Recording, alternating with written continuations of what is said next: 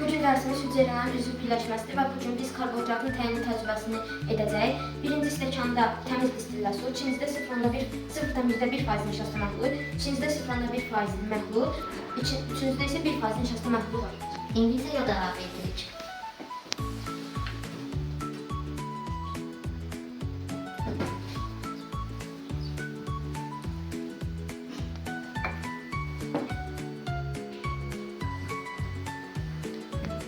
Karıştır.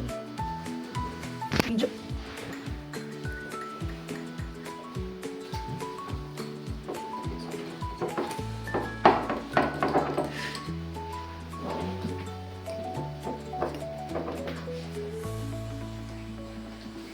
Aslında bunlarda biraz açı alınmalıdır. Biraz çox oldu bunda.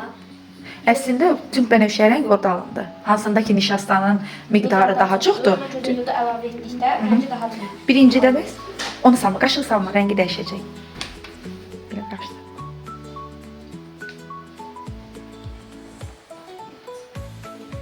Birincidə rəng daha az alınır, çünki onda təmiz distillə sudur.